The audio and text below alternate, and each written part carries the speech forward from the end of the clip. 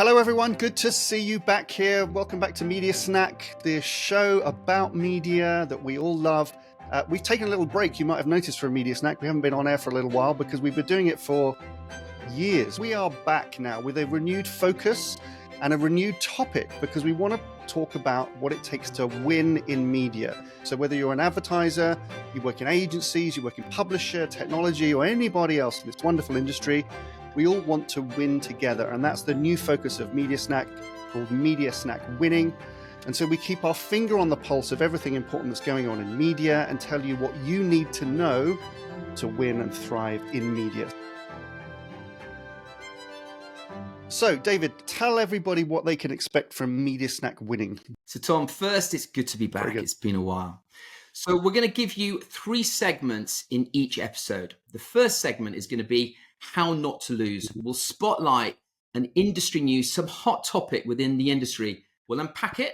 We'll understand what it means for advertisers and share some strategies to help them stay ahead and to win. Segment number 2 is going to be called How to Win. We'll feature a segment focused on winning in media, where you and I, Tom, will explore the challenges and opportunities that advertisers face and share actionable solutions.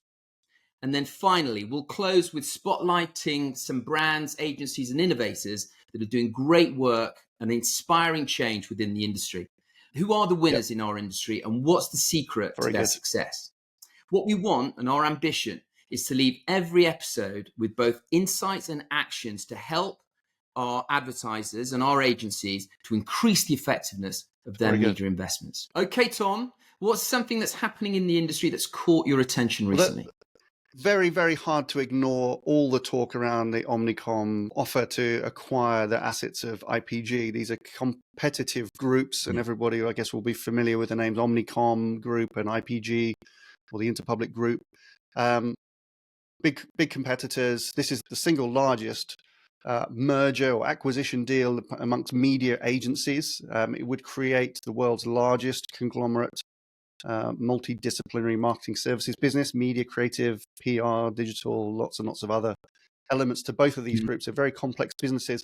So bringing them together is quite a complex undertaking, but it's, for those businesses, the right strategy. They are competing against what they think is kind of scale players in terms of the technology platforms, the Google's, Meta, Amazon, etc. And they believe, bigger scale to enable better value out of those negotiations and relationships with those platforms on behalf of the world's largest advertisers. The point to make is that I don't think there are many advertisers asking agencies to be just even bigger.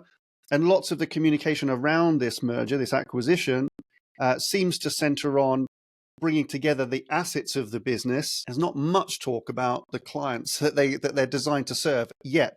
So we're not that cynical about it yet. I think it's probably the right direction for the holding company agencies, but time will tell. This is going to be probably the biggest story of 2025 in terms of agency world, and important for marketers to have a point of view on. We call this segment How Not to Lose, because it's really, it's for everybody, but we're really talking to the advertiser.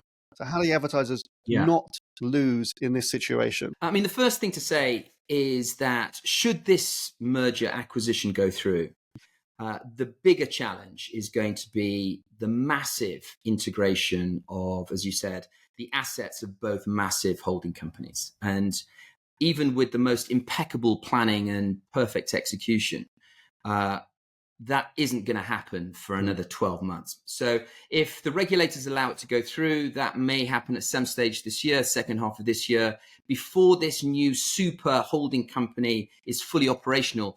It's not going to be before the back end of 2026. So that's a long time for advertisers and the industry to perhaps get their stories right on it. Nevertheless, in the meantime, there is going to be an enormous amount of noise and disruption around this topic.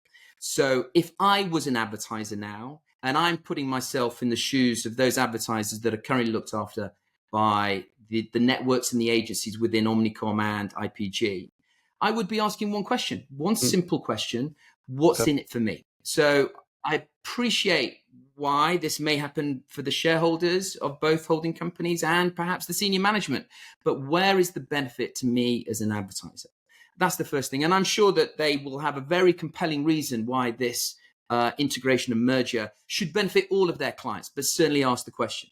The second thing that I would be probably wanting to do is to future-proof my relationship. If my relationship is strong with my current network, what I want to do is I want to just tighten it up. I want to make sure that my new working relationship with this new entity is fully protected. So I'll be looking to probably renegotiate the terms of my engagement with my new holding company just to future-proof all of the good things that I currently get, and maybe add in one or two extra because there's got to be a benefit, right? I mean, if there is an advertiser benefit, yeah, you want to get hold of that as an advertiser. You You've do, got to you ask the do, question. Yeah, absolutely.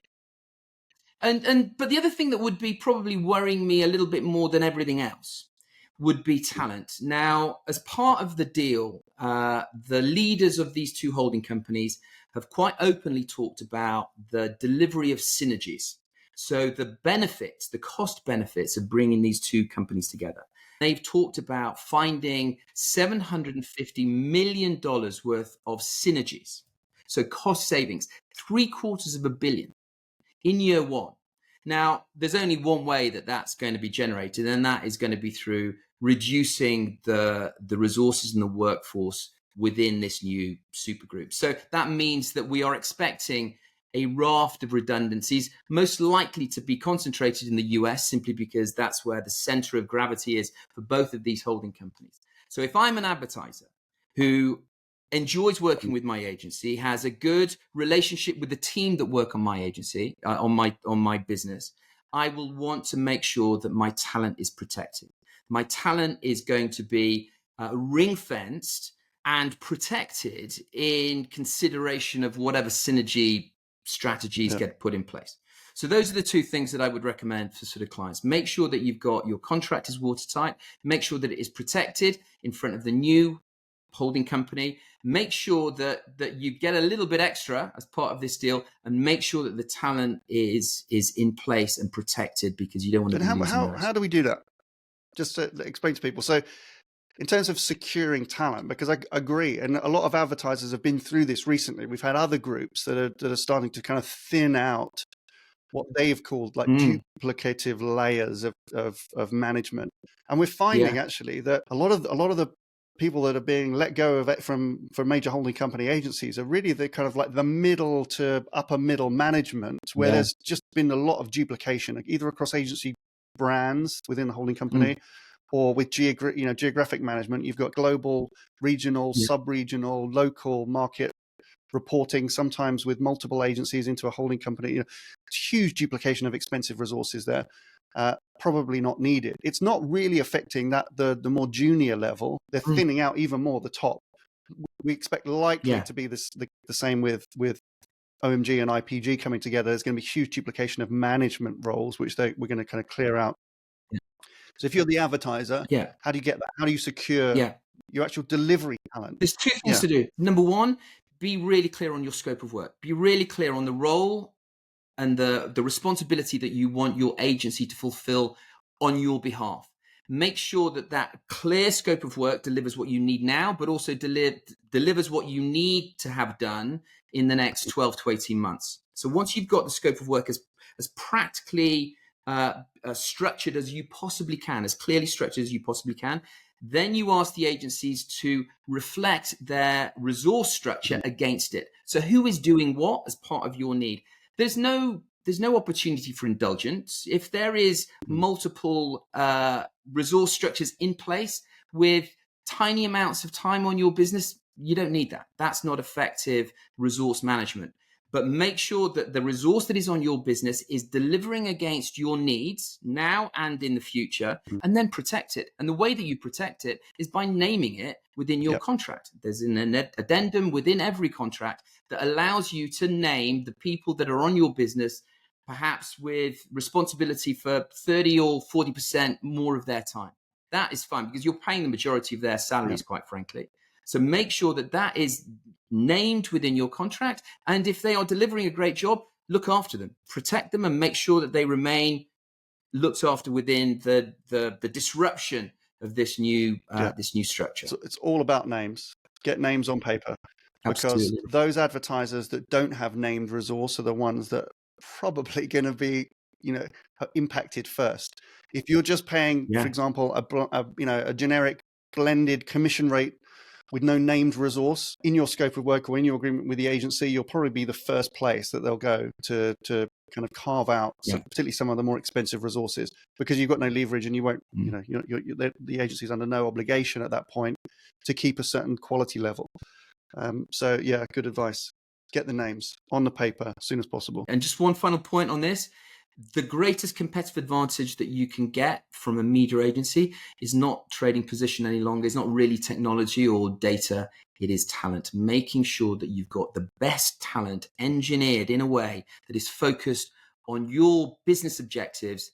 That delivers competitive advantage. Very good. So Tom, what else has been on your mind? Over in the US, over here particularly, there's been a lot of drama around TikTok. I know that no one else in the world really cares whether we have TikTok here or not, but it's quite important because it has lots of kind of wider implications.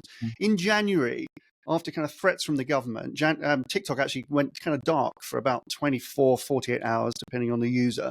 And the reason is because of its Chinese ownership through a company called ByteDance, which is based in China. Although it says it's independent of the government, there's fears that there's potential kind of data sharing. And just the volume of data that's being collected, potentially in TikTok, and insights into American way of life and decision-making and lots of things. I mean, nowadays we can, there's a risk, isn't there, that this is a huge data source that maybe AI can start to give foreign governments some peculiar insight into the way we live here in the US.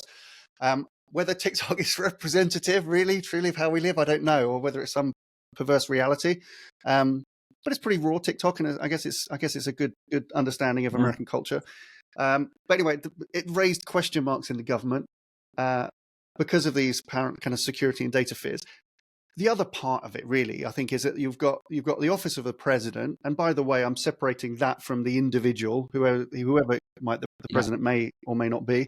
But the office of the president, frankly, needs to protect their integrity and authority. And so putting some pressure on one of these very, very influential social media companies sends a message to all of these companies that the office of the president has the power to change their fortunes should he or she wish to.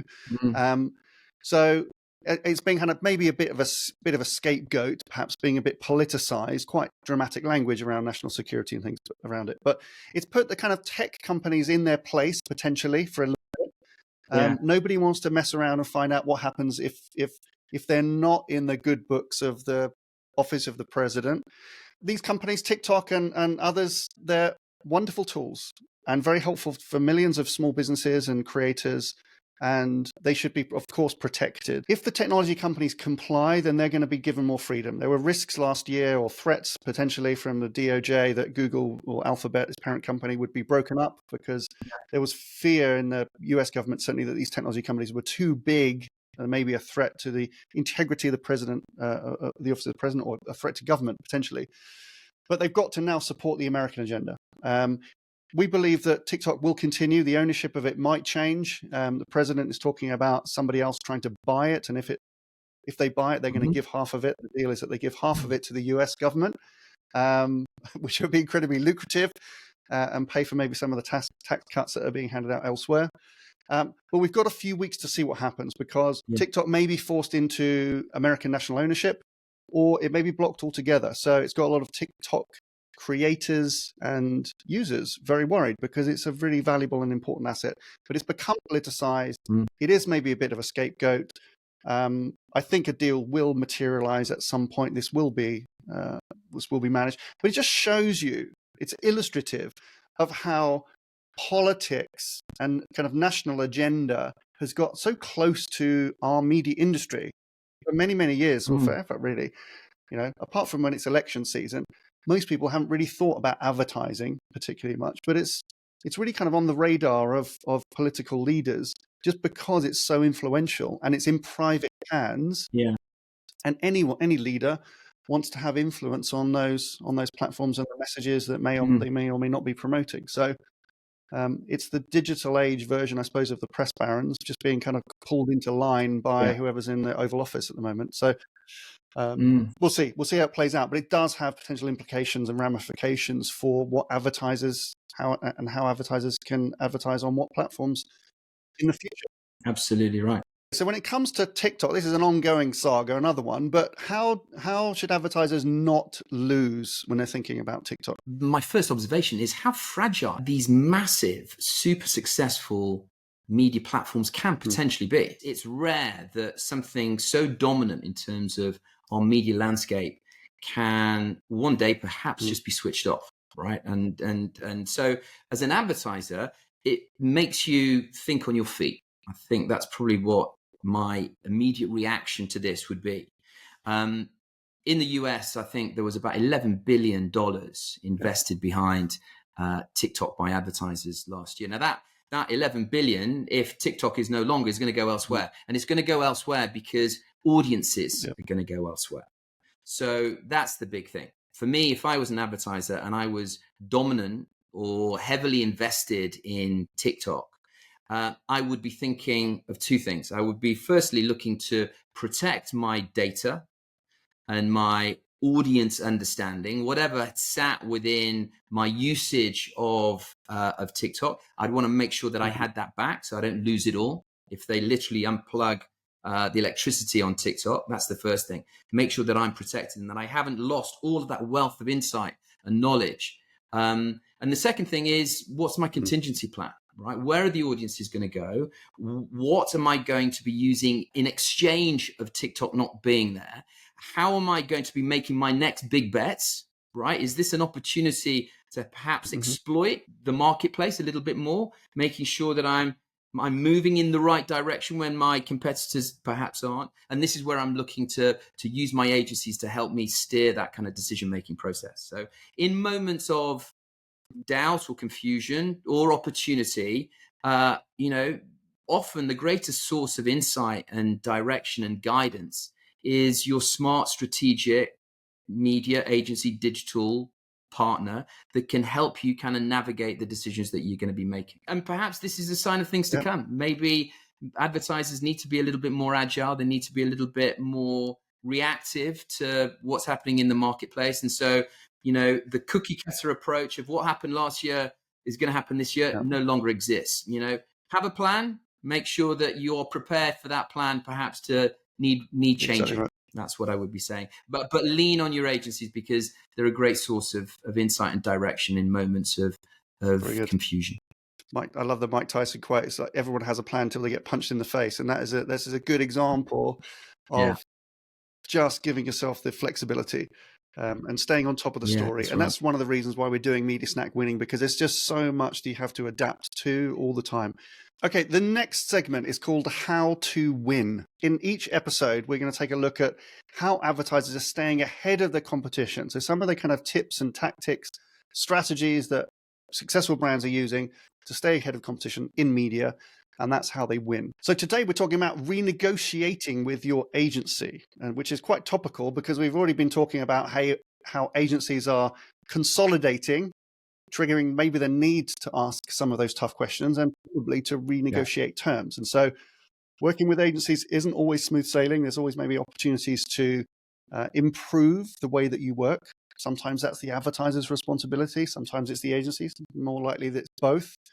We do a lot of work bringing these two sides together to create really productive relationships.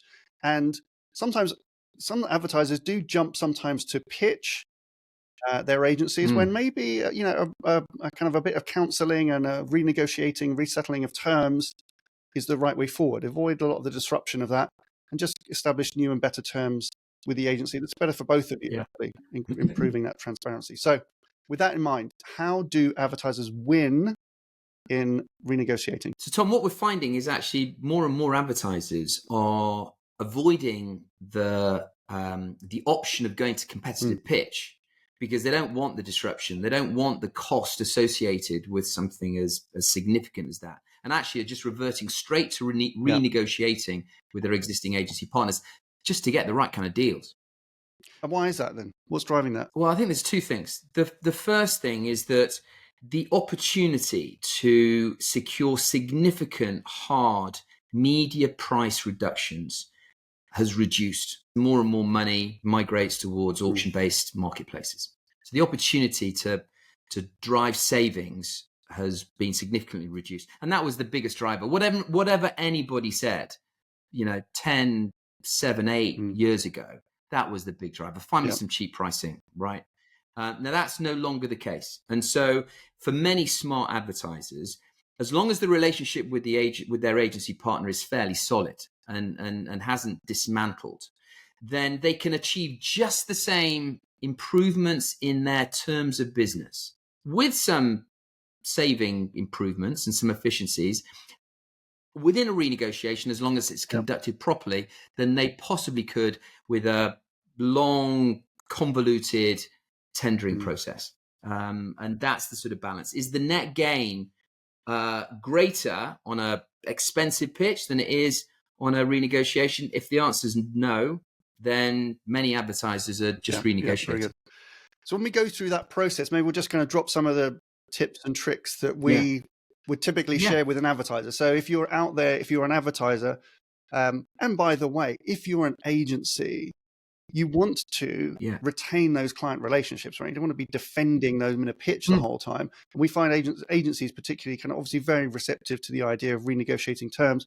And maybe renegotiating is part of it because it is a commercial relationship. Sometimes it's just about things change. The media mix changes, the businesses change, and it's about restating and aligning objectives again, which is really important. So it's not just a hard negotiation. There's a strategy behind it.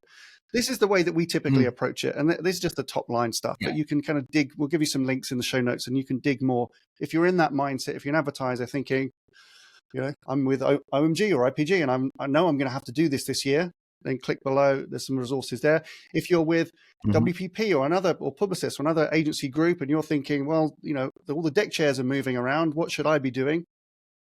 Think about how you're going to redefine the future relationship with your agency for the next 5 years. It's really good. So this is a good year this year to kind of reflect. It's probably going to be a fairly good year for business generally. There's not going to be too much to stress about as a marketer, hopefully.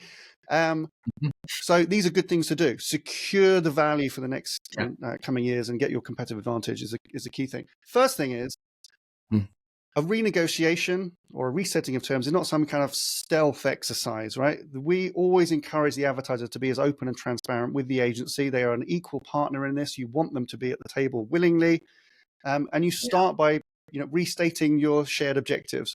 So be really open and objective, right? That's the first thing. Absolutely right. And remember, this is not a competitive tendering process. You want to do a deal with the agency that you're working with. That's the reason that you go into renegotiation. So having that open dialogue, being really clear as to what it is that you are looking for from an extended term of business, and making sure that the agency is aligned with your direction of travel over the next 2 to 3 years is really important. The more efficient and the more effective the process is, the better the aligned stakeholders are going to be, right? So if you can get that alignment early, you can be really clear with what you're looking for. They understand it, the agency, they want to retain you as a client. That renegotiation should be done fairly smoothly and fairly quickly. Right. Exactly right. And the agency is going to come willingly to that, because the alternative is that you're going to go for pitch, because if you can't establish those new terms, then you're going to have to go through some form of competitive exercise to either create the leverage to make your agency do that. It's not ideal. Or to find another agency. So there's always winning on both sides. Sometimes, I think that's the role that we play. Sometimes is the kind of the objective mediator that brings both parties calmly to that reality, which is that we have to talk about what we're going to do in the next 5 years. Really important. Which comes on to the next point, which be really clear what needs to change. This cannot be a list of moans. It cannot be a list of, well, you didn't do that. Because I promise you, the agency is going to have an equally long list of moans of things that you haven't done as supposed to be a great client of that agency. So try and filter all of that stuff out, get the emotion out of it, get down to some really objective things. Objectives are always why they're called objectives. Really important, because that focuses both of you. Sometimes where there may be a little bit of tension or some subjectivity to tease out, we'll do some stakeholder interviews and we'll kind of gather all of that. Sometimes it's a bit like therapy for your team. just to hear what's working, what's great, what's not, what do we need to stop, start, continue, what do we need to focus on in the future, where's your business going, how are needs of an agency change over time. But get just really clear on what's great that needs to be protected, because there will be some good stuff, right?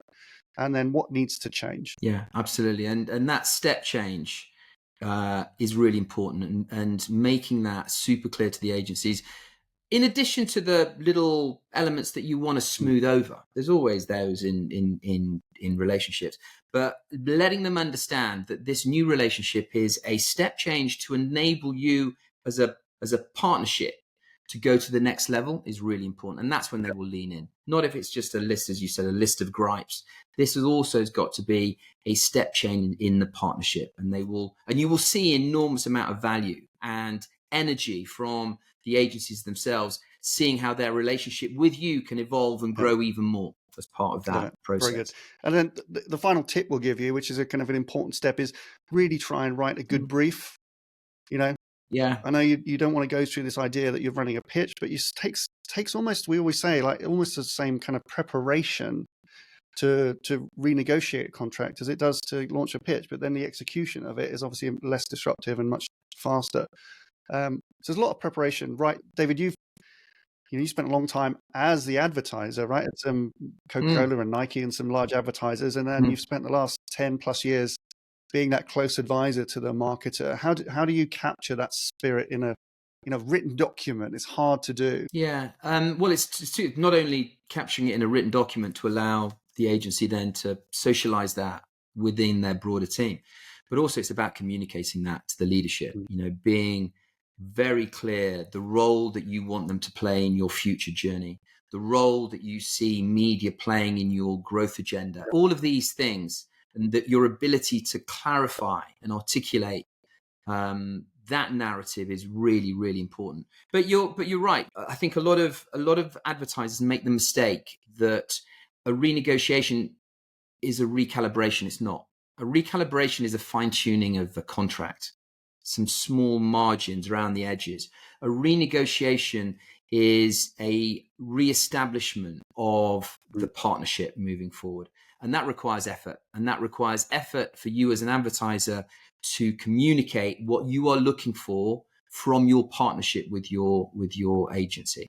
And the more effort, the more energy, the more clarity that you can provide in terms of your needs, in the same way that you would do if you were trying to seduce multiple agencies as part of a tendering process. You're still trying to do the same thing. You're still trying to convince your agency partner that you're the right client for them moving forward.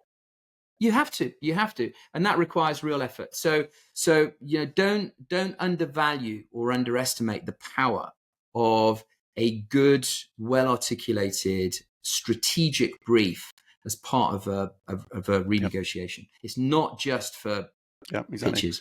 And then within that, we won't have time to go through all the kind of different elements, but some of the things that we've touched on in this episode: naming talent, really important.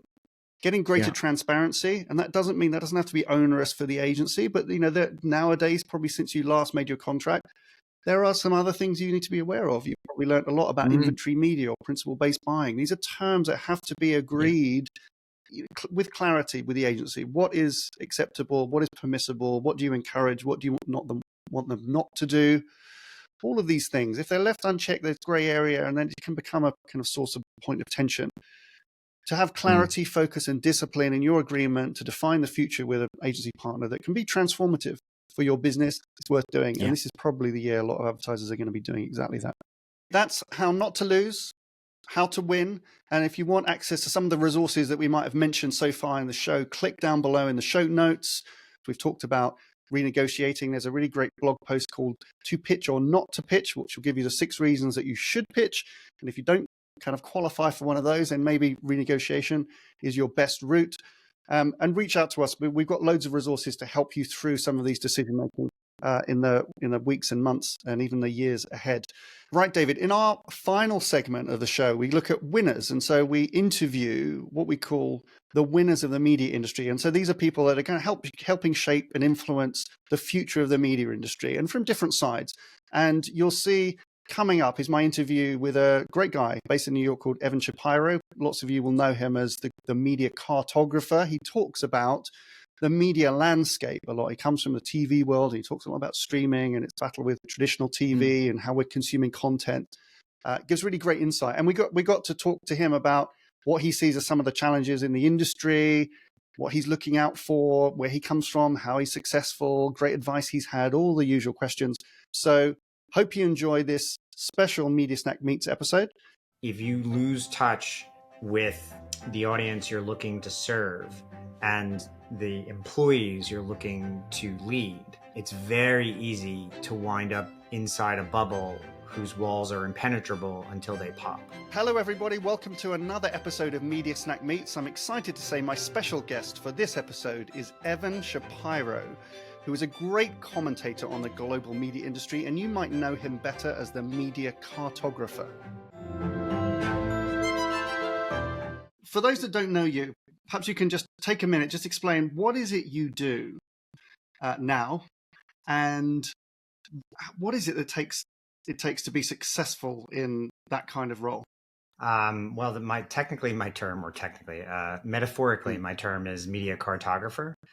What I do on a daily basis is take the complex fire hose of information that comes at us about the media world and turn it into somewhat pointed or provocative infographics and insights in text in a way that people can digest, I think, easily understand, and then take action upon. People boil it down to media cartographer because I made this map of the media universe that people seem to use as a point of reference, which takes the valuations of 125 different companies in the media universe and puts it all on one place and scales it by relative size of value and resources. The things that I do professionally that come out of that, I give that value away for free on LinkedIn. I have a newsletter called Media War and Peace, which people read and subscribe to. But then I consult. I do a lot of speaking on the media ecosystem. I do a decent amount of thought leadership, and I, offer strategy as a service. But you seem to rise above others. I mean, there's a lot of noise in our industry, isn't there? There's a lot of people putting a lot of stuff on LinkedIn. Most of it's terrible, but yours rises. Why do you cut through? Do you think? I mean, I use dirty words a lot. I think that doesn't hurt. No, I think I think there's a lot of words out there in the world, but not a lot of insight. And I think I boil it down to the most actionable elements. I do so in a way that has a bit of sense of humor to it. I also am not filtered in any way, shape, or form. I don't try to protect myself from things. And lastly, I think the idea that I put these big, bold infographics connected to most of what I do that takes the information and makes it virally easy to understand. It makes people want to go, look at this. And I think that's the very nature of it. Is there's a provocative nature to what I do, but it's also instantly understandable, as opposed to I got to read all these words and find the meaning. We thank you for your service, because it distills it down into easy. That's the idea behind Media Snack, was all just try and get down to what people need to know. Okay, so you've been in media a few years, and seen the industry Decades. from different perspectives as well. And now you make a business out of really observing the industry. So what in your view, what's the best thing about working in the media industry? And then give us an example of something that you're most proud of that you've worked on. I think the things that I'm most proud of that I've worked on that aren't the stuff that I do now would be things like Portlandia, This Film Is Not Yet Rated, Please Like Me, the creation of CISO. Those are things that I'm proud of from when I was housed inside corporate media.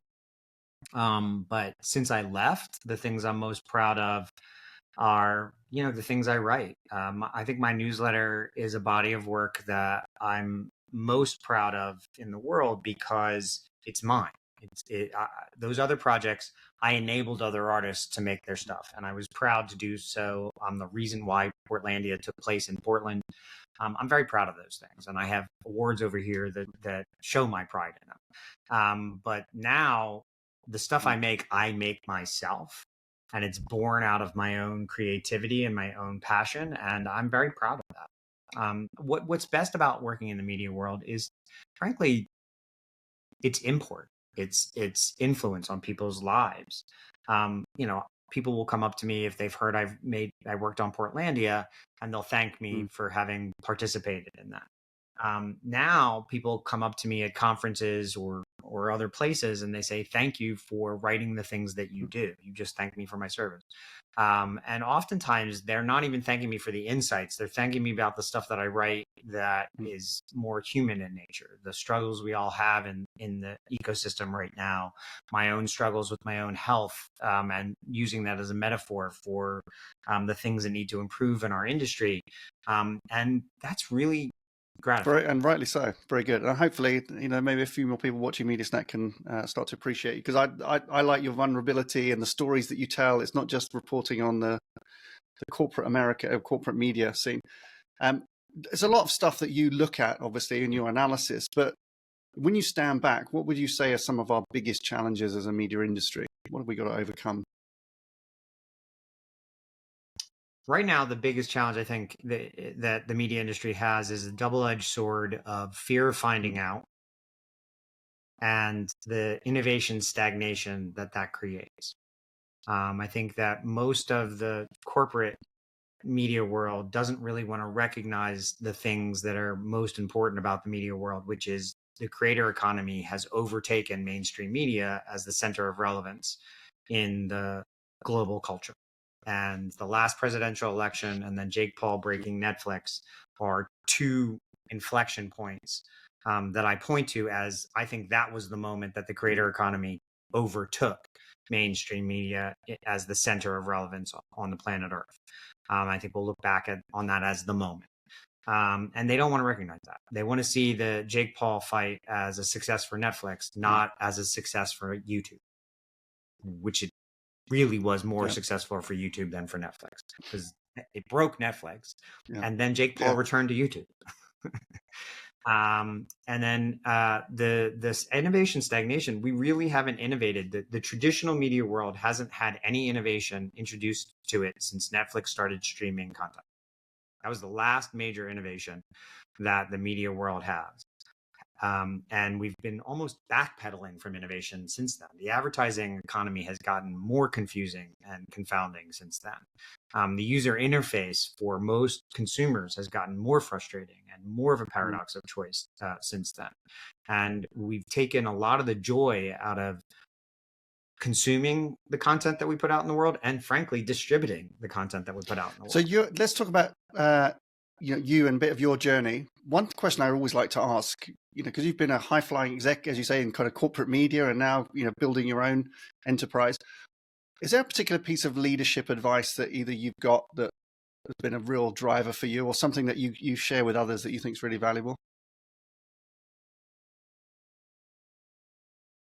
Yeah, there was a long time where the most important things to me in my career were the title, the pay, and the power.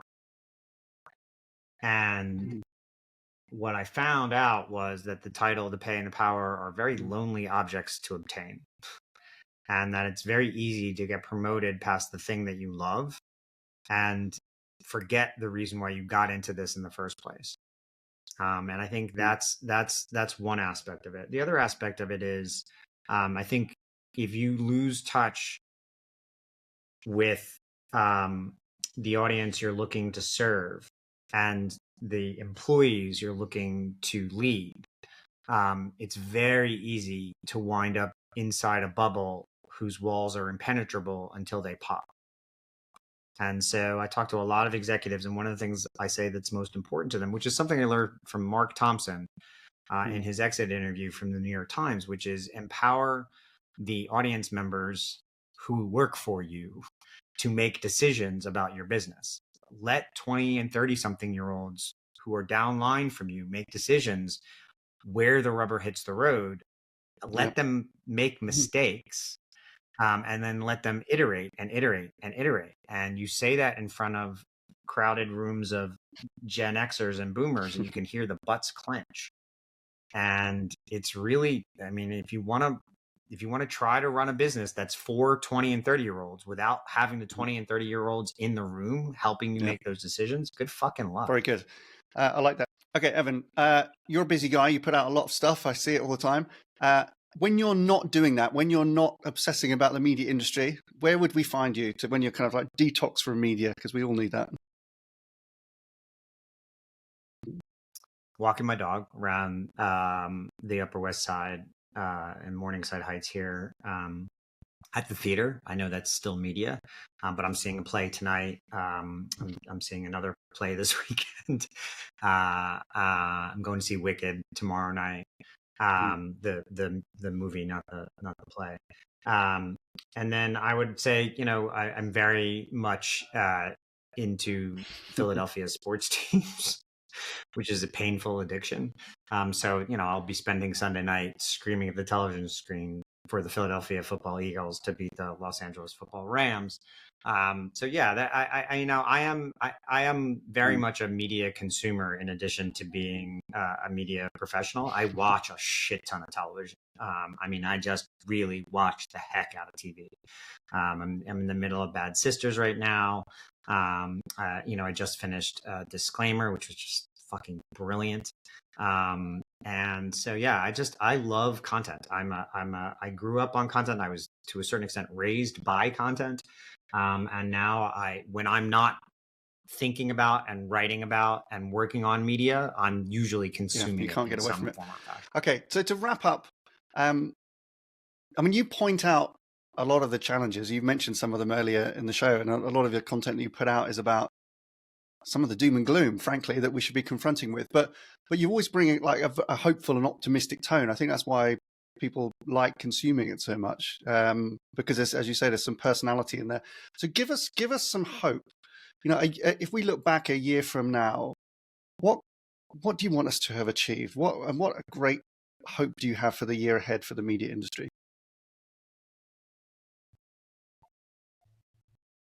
I think what I talked about earlier, I think the creator platforms they're not at war with mainstream media. They are coexisting with mainstream media. And I think if mainstream media understands how to lean into the hierarchy of the creator economy, they can really find a pathway to not just surviving, but also thriving. And the best example I'll give you is something that I've been trying like heck to manifest into a reality, which is I really, really, really, really, really want mainstream news, legitimate, verifiable, professional news, whether that's public service media around the rest of the world or professional media here in the United States, both of which are professional, to embrace the platforms where the next generation of audiences are gathering. If you don't, you're going to cede those platforms to the bad actors, and you're going to lose your relevance in the marketplace for ideas. So I'm hoping that the BBCs and the ZDFs, who was already leaning into the creator platforms, and the PBSs and the CBCs and the news organizations and the information organizations who are responsible for the way we see the truth in the world, find a pathway to finding the consumers who most need that information and that truth at this moment in time. When you look at the outcomes of recent elections all over the planet Earth, and 40% of the world's population will have voted this year, the younger a consumer is, the more likely they will have been to consume their news and information on social media, which is not always a good thing. I don't know if everybody understands that. It can be a very bad thing. And without getting political, that's where misinformation tends to thrive. And so I'm hoping that a year from now, we will have taken the lessons of the outcomes of the elections that we just found and find a way to put the truth in information back to the consumers I love who that. most need it. What a big hope that is. Thank you for joining us. That's it for another episode of Media Snack Winning. I hope you enjoyed the show. Don't forget to click below to access all of the show notes. We'll always share with you the best resources that we talk about in the show itself. If you want to keep abreast of what's going on in the media industry, don't forget to subscribe and alert or follow wherever you are, so you'll always get a fresh media snack when you need it. But that's it for now. See you next time. Bye for now.